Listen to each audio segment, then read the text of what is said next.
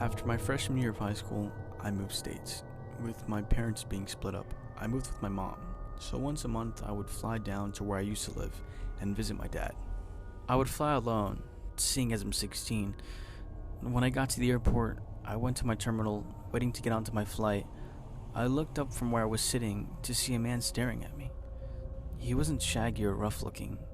He looked like a middle-class older man. The man looked to be in his mid-40s. I didn't really think anything of it because usually I space out at the airport too.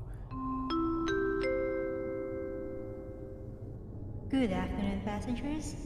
This is the pre-boarding announcement for flight 372A to Kansas City. When they called my number to board the plane, I looked back to see the man staring at me again, and this time, he grinned at me.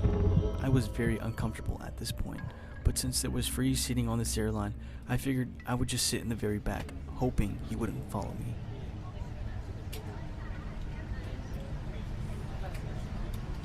The Airbus A321 has 8 emergency exits, 2 doors in the front, 4 doors in the cabin, and 2 doors in the back. When I got to my seat, I looked out for the man, hoping he would take one of the front seats because they were all open. Instead, I see him make his way to the back, and he sat right next to me.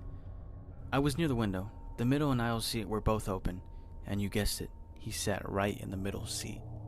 At this point, I was really freaking out, because I did not get good vibes off this guy. He smiled at me, and I gave him a weak smile and turned my head to the window, hoping he would not talk. Hi there, my name is Jack. What is yours? He said, most likely giving a fake name. I looked at him and I panicked. Riley, I said. I gave him my real name. Riley. What a beautiful name. I just said thanks, and continued to look out the window. What school do you go to, Riley? The way he said my name made me scream on the inside. I wanted him far away from me. I said, I don't see how that's important. He looked at me and put his hands up and apologized, chuckling. He then started talking to me about his job. He was a college football ref and asked me if I was a cheerleader, which I was wearing my cheerleading jacket, so I already knew that he assumed. I just nodded, not wanting to engage in conversation anymore. Thankfully, this man came and sat in the aisle seat, and Jack stopped talking to me. However, he was constantly staring at me. I faced my head opposite to his and put my head down, pretending to be asleep. I did eventually fall asleep. I was awakened to the plane landing. Relief spread throughout my entire body. You're such a cute sleeper. I wish you would have never woken up. He says with the most sinister grin. My eyes widened and my body ran cold. I didn't say anything and just unbuckled my seat, giving him the impression I was trying to get off. When the aisle started to disperse out of the plane, he walked off and paused, looking back at me. I let 4 people pass me before stepping onto the aisle, and I saw rage in his eyes. He continued walking down the aisle with his head down. I went to say thank you to the flight attendants and pilot like I always do. However, the flight attendant pulled me aside. She said, "Hey, did you know the man sitting next to you?" I shook my head no. Her face went white.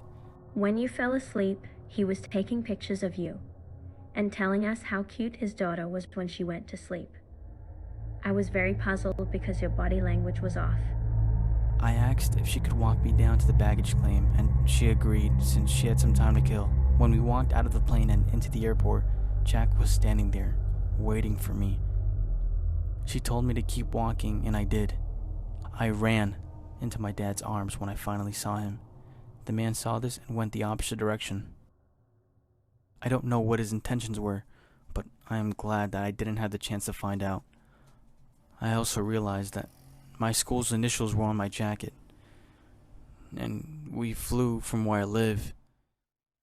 So far, nothing's happened, but I'll keep you guys updated.